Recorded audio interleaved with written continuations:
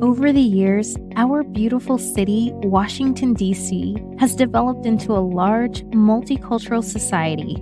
There are so many career opportunities that draws people to this beautiful DMV area. Tourists travel from far and near to see the National Monument, the Lincoln Memorial, and many historical museums. And you can find any type of food you desire in these diverse localities. But underneath all the beautiful and charmed attractions, there's people like you and I that struggle from day to day with normal issues. There's also people in the DMV area that suffer from anxiety, PTSD, depression, and other mental health issues. Some issues are caused by traumatic incidents, and some issues are caused from daily situations that we find ourselves stumbling into just by living our normal lives. We are often taught as children to watch what you say or don't talk too much. But right now and today, we are stopping the silence. DMV Madam D is here to tell you you are not alone. And this is your platform to help stop the silence. We will discuss daily issues in which we all struggle with as regular people who simply just want to live in content and comfortable in our normal lives. Do not feel the need to keep your mouth covered about your emotions and feelings. It's okay to not be okay. So uncover your mouth, DMV, and welcome Madam D in Stopping the Silence.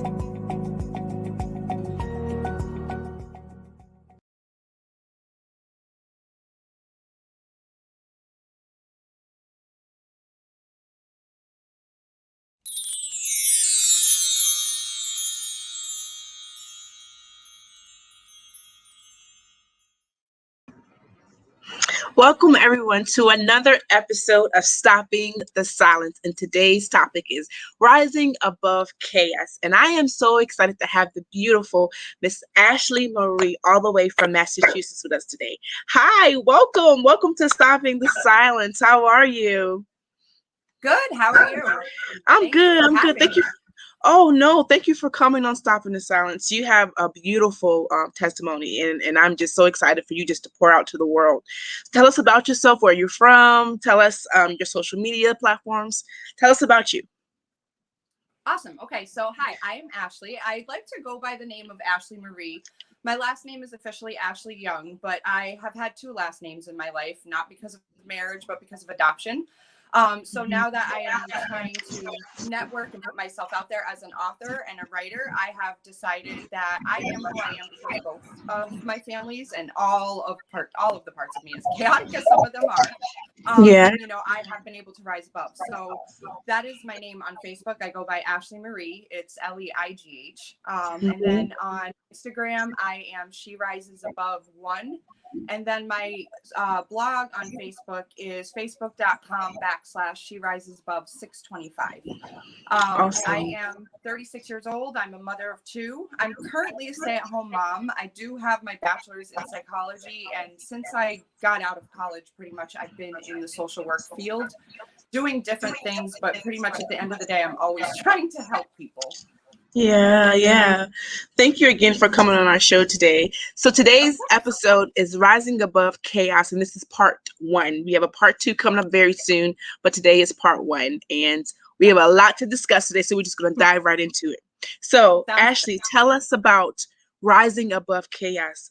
When is there come a time where you had to really rise above the storm, rise above the chaos in your life? So I know it might sound a little, I don't know, I guess cliche, but pretty much most of it.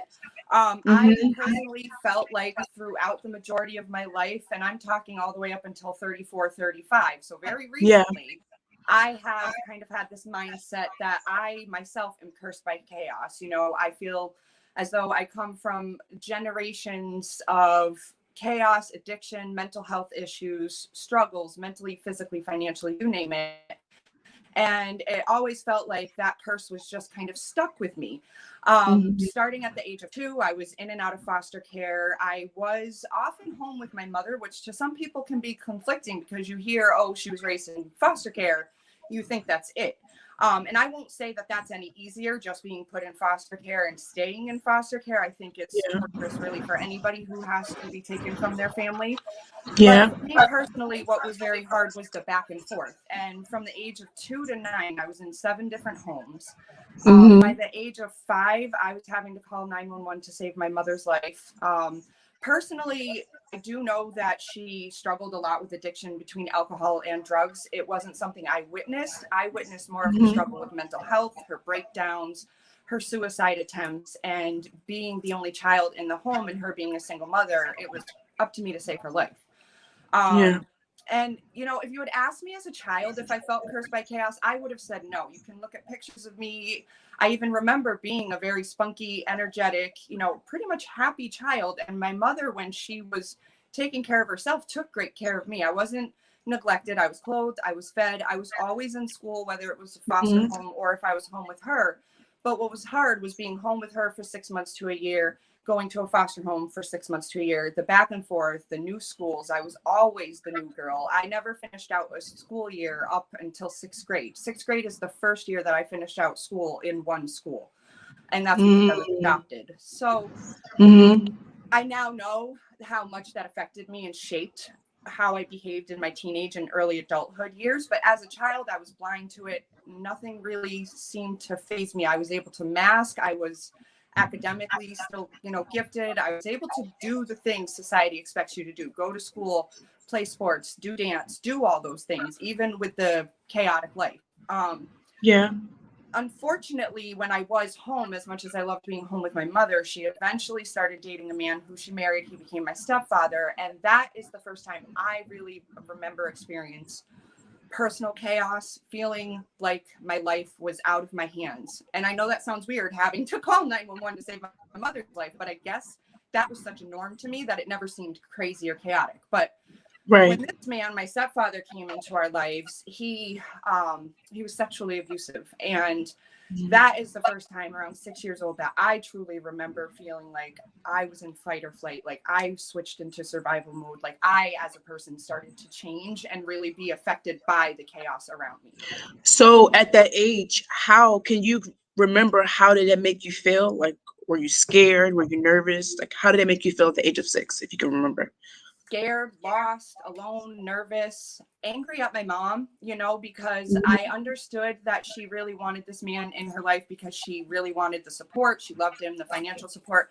As an adult, I now know what it's like to be in a relationship you shouldn't be for other reasons. And so I get that. But at the time, I didn't get it. So I was very angry because for the longest time, it was really her and I when I was home and not in foster care. Although I did have 2 older brothers, they were older, they had behavioral issues. They're actually the reason Child Protective Services became a part of our life, because my mom reached out to them as a single mother with 3 kids, mental health issues, 2 boys who were older, behavioral issues. They were physically abusive to me. You know, I now again know that it was behavioral. They did love me dearly. We had good times too, but most of the time it was me and my mom. So when this man came around and these things were happening, I was very angry. And then the anger escalated because eventually what happened was her and Child Protective Services put the blame on my biological father. And I was old enough to know and have a voice, and I was telling people it was not my father, but I feel like he was this easy scapegoat. He was also a drug addict. He suffered from schizophrenia. When his paranoia would take over and he wasn't taking medication, he could become violent and aggressive. And I do have minor memories of that, but he never, ever hurt me. He never made me feel unsafe. And I was telling Protective Services and my mother, it is this man that makes me feel unsafe. It is this man that's hurting me. So was your biological father in the household with you all, or no? He was not. He was out of the home by the time I ever remember anything. My mom says he was out of the home by the time I was a year old. They got married while she was pregnant with me. And because of his mental health, her mental health, it just... Okay. So they were just basically saying... So they were just basically saying that through the DNA, that was his fault, basically. Correct. Because he wasn't physically there. He was the easiest one to blame because, you know, it clearly wasn't my mom. They were very adamant that what was happening by my behavior and what I was saying, it was a man. And, you know, my stepfather worked full time. He worked overtime. He, by society's standards, was a great man. My father, by society's standards, was a lost cause. So it was, I think, just easier for everybody to put the blame on him. But unfortunately, that also affected my visitation rights with him. And I can only imagine the damage it did to my father mentally being blamed for something like that. And unfortunately, when I was 13, a year after my adoption was finalized, my father did end up taking his own life. So, Oh, I'm sorry to hear that. Yeah, it's been hard. And it's like, it's hard because, that's what I love about your show being called Stopping the Silence, because the silence absolutely does need to be stopped. Because who knows how different my life could have been? Who knows how different my father's life was? This man, should be behind bars. He still is not. And he's gone and had a family and kids of his own. So, having to rise above all that, that was really the start of it for me. And I can't necessarily say being adopted made things better as a whole, but it definitely made things more stable. And I think that's the only reason I've had a fighting chance. I can say if Child Protective Services had left me with my mother, or even eventually had put me with my father, I don't think I would be where I am today or who I am today, because we're not equipped to raise a kid. Yeah. Now, did your life change once you became in foster care? Yeah, I mean, I will say most of the foster homes, I was actually pretty lucky. Most of them, I don't remember too much. I actually remember feeling pretty safe and stable, which is the purpose behind foster care, right? So I will say in that sense, I was pretty lucky, except for the second to last home that I was in, there was a fellow foster kid who was abusive physically and sexually. I was not being heard when I was telling people this. And then I was acting out very aggressively, which was not anything that ever really started until I was about 7 years old. And that all started after the sexual abuse. So the sexual abuse, the back and forth between foster care, watching my mother go through what she was going through what I'm going through. I eventually started acting out myself in school. I was like, kids. And in first, second grade, that's not normal behavior.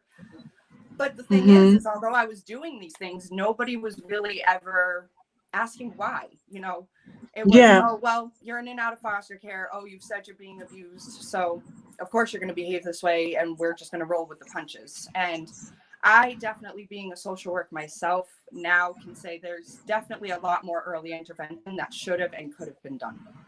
Yeah. But, so the school system didn't help at all either? Did you go to anybody in school for help at all? Yeah, I would. The school system's biggest concern is how come every time I was home with my mom was I faking being sick? And again, being an adult, I can look at it as to me, that's common sense. I was finally home with my mom, not in foster care. I wanted to spend my time with her. I didn't want to go to school, and my stepfather worked during the day. So that would allow me time to be home with her and be safe. Most of my physical outbursts at home were at night, because that's when the abuse would happen after my mom would drink and pass out. So, you hear about these things in books, you hear about them in movies, but unfortunately, I think they happen a lot more than people realize. And yes, I was telling social workers, I was telling teachers, and it was easier to just say, oh, well, when your mom relapses and isn't doing well, we'll just stick you in a foster home and we'll keep you from your dad because he's the one abusing you. And really, that was not helpful at all. And I was also in therapy from the age of 5. So there were all hands in the cookie jar that could have and should have done more, and it wasn't like the case of a kid who's not speaking up or telling stories. It was none of that, But I held resentment for a very long time. I don't anymore. It's no purpose. Right. So as an adult at this moment in your life, if there was one thing that you could change outside of your parents' situation, what would that have been? Honestly, I think the hardest part was the back and forth, being that new girl. That really affected me throughout, even once I became stabilized at 11, because that's when I was adopted, and I've been with that family since. That is now my family. However, I feel like not only did I feel cursed by chaos, I've always felt cursed of like, I cannot fit in. I don't belong. I don't have a family. I don't have a friend group, because it's like a gypsy, just constantly bouncing around. So by the time I was in that stable environment, it didn't feel it, and I couldn't fully accept it. And I've never understood when people say, you can't fully love or be loved if you don't love yourself, what they meant by that. And now I can understand that had I felt comfortable with who I was and loved myself as a younger kid and teenager and young adult, that I would have known when people were actually supporting me, when people were truly giving me healthy love. But I didn't know that, you know? So when I was stable, when I was supported, it felt unsafe and felt uncomfortable because that's not what I knew for Right. all of my You life. wasn't used to it. Right. So Yeah. I've always been drawn to the chaos. So it was like I was cursed by it as a child. And then as I got older, I was drawn to it, but I could never admit that because I was stuck in such a fixed victim negative mentality. Right. So Mindset. I really wish that, if anything, I could have had stability in my younger years, just so my teen and early adulthood could have been a little bit easier, because I was unwilling to see things that way. So if I can't see things that way and my mindset was that fixed, I never realized how much more chaos I was welcoming into my life. Yeah. You are a beautiful woman. And you grew up to be a beautiful woman, you know. So Thank you. how has the transition from being a teenager to womanhood, how has that been for you? Has it been a real struggle for you, or after the foster care occurred, it was much easier? Tell us about that time in your life. Unfortunately, I would love to say like, oh, I was adopted and oh, I was taught Yeah. stability and things got Mhm, easy, mhm. but no, because I was again abused, sexually abused by a man when I was 14 years old. Mhm. I do not blame my adoptive parents in any sense. I think that's a tricky fine line, but I was 14, he was 17. We were hanging out. My parents knew we were hanging out. So, you know, all of that was out in the open. But unfortunately, he took advantage of me. And obviously, I'm sure you can imagine after my childhood of abuse, what that did to me. Right, I right. was not able to tell my parents immediately. I did wait a few weeks. And then I told a few friends, my sister and my parents, and nobody believed me. It was Mhm. almost like, well, you hung out with him, you kind of put yourself in the situation, you know, you're the one always trying to act a little fast and trying to be older than you are. Mhm, It's mhm. kind of the victim blaming. So it was like, first I was victimized, then I was victim blamed and shamed. And honestly, I don't know which is worse. I don't know which hurts more and which traumatizes you more as the victim. I think they're both equally really hard to go through. So I had to carry that with me throughout high school. So even though I was no longer the new girl in high school, I was bullied through and through. I was bullied for that. Then I was bullied for other things. You know, I was bullied for, you know, having sexual relations before I was even having them by my own choice, you know. So Yeah. that was really, really hard. And then I got into a relationship, and then the bullying turned into my looks and different things. So I just dealt with it, because what are you going to do, you know? So Mhm. unfortunately, as I got older and the bullying got worse, my junior year in high school, that's when I first started to practice self-harm. Mm. I started to cut. You know, I never dabbled in drugs or alcohol. And again, I think the stability of my adoptive parents for that, because they were not drinkers, they were not smokers, they didn't do drugs. So I didn't have that Yeah. stuff readily available, which I It's a would have been an blessing. addict. I can tell you right Yeah, now, I would have yeah. been just like my parents. Mhm. Thank Um, God for the so covering. I had that, which by the grace of God, I think that saved me. Yeah. But Mhm. I didn't have the support, the outward, the external support, the people who could just accept how I was feeling and talk to me about it. Even in Yeah. therapy, it's, oh, well, then you should be on meds. And I really never wanted to be. And I Yeah. just never felt heard. So, you know, what's a teenage girl to do? It sounds, again, kind of cliche, but it is. It's what I Yeah. started to do. I started to cut. And as I hit my early 20s and I started to feel more and more awkward, you know, you say growing into womanhood, and I felt I'm hitting my late teens, early 20s. This is when I'm supposed to feel the way Yeah. women feel. I'm, you know, I should Mhm. finally feel like I'm growing up. I still feel like this child stuck in an adult's body. I feel very Mm. insecure. I feel like I don't know how to live. You know, I knew how to get Yeah. decent grades in school, which got me Right. to college, but I didn't know how to get up and get to class. I Right. didn't Make know how to decisions and do stuff. all those things. So it was all Yeah. on me, and it was a lot. And then I have kids drinking and partying because I'm in college, and that was Mhm. enticing. But again, Yeah. by the grace of God, I was a lightweight and would get sick anytime I would take it overboard. So I just never developed addiction to substances, but I still have a very compulsive, addictive personality. I still had a lot of insecurity. So I'm coming into my womanhood, but I'm not feeling like I am. And that was very hard. And so I guess I tried to force it. I made sure I graduated college, and then I got right into a relationship with a man that he should have just been my best friend. We ended up within 2 weeks of knowing each other. We're engaged within a year or so. Yeah. So, you know, pretty heavy, like gonna run right into starting my own family type of thing. And I can again look back at it and see why I did those things, but yeah, why I shouldn't have.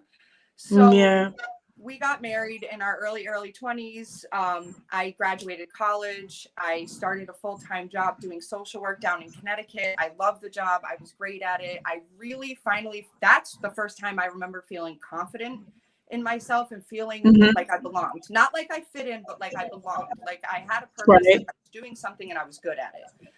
And I loved it, but I got very sick during my pregnancy. I could no longer work. My mental health really took a toll during my pregnancy because of hormones. And it was like 22 years of being able to mask and fit into society plummeted.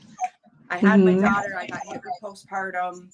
I was on a lot of medication trying to bounce back from postpartum depression. And then when she was only a year old, I ended up, this is why I brought the tissues, but hopefully I won't cry. When she was only a year old, there was a knock on my apartment door, and my husband at the time, he normally worked third shift.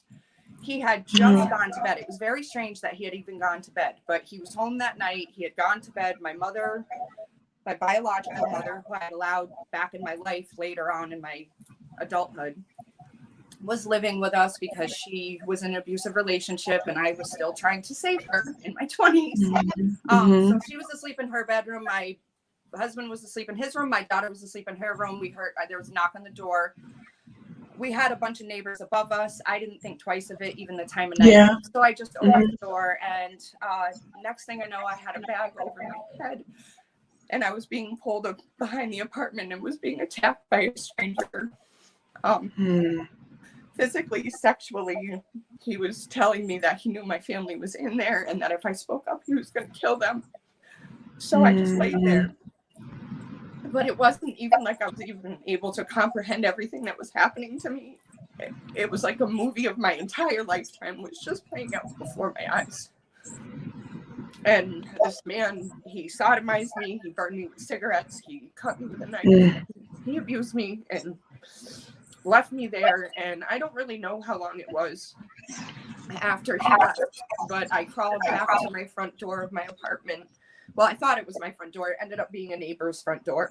And they opened the door, saw me, called 911.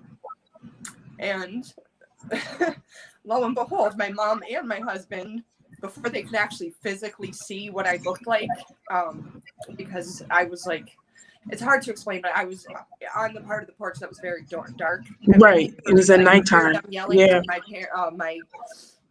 my mom and my husband at the time saying something's happened to her. She's been abused. She's been attacked. And they were, oh no, she's probably having a flashback. She's probably just having a mental health breakdown. She's been going through a lot since she had our daughter. They didn't believe it. But when they came out and physically saw the condition that I was in, everybody. And I was never able to go back to that apartment. The next day we tried to when I was released from the hospital, and I fainted in the parking lot, and my life really fell apart after that. That is when I really felt like all my generational curses were coming to really bite me in the behind and just really take me under. It was like 24 years of fighting all of this and trying to society and build a life for myself, and it was just ripped out from under me. Man. Whew, that's a lot to deal with. Yes. Ashley, at what point in your life did you just stop and just focus on your relationship with God? And how did God restore you? How did he rebuild you into the woman that you are right now? Honestly, that was probably only about last year. Because I've always felt the need to have control. I've never really had faith that things will work out, or even hope that things will work out. I felt like I just have to live this life by society standards to not let my adoptive parents down. You know, honestly, there's been times I've been like, I don't want to waste their money. They spent so much money adopting me, putting me through school. It's boiled down to that. I haven't actually felt that, you know, fire inside myself. I felt very empty and felt like just the shell of a human, you know, throughout all of my 20s and even the beginning of my 30s. So it was about a year ago. I lost my job due to COVID. And this was only a year after my son's father passed away, but I don't want to get too much into those details because those are for part two. Gotcha. But it was kind of like the chaos. I had stabilized my life to a degree, and still there are just things happening. And I always wanted to blame the chaos, blame the generational curses. I never was willing to look at my victim mentality, my negative mindset, and the fact that if I really would just give it all up to God and just let the universe do its thing and have faith and have hope and act from a place of love like I always try to do, that things will work the way they're meant to.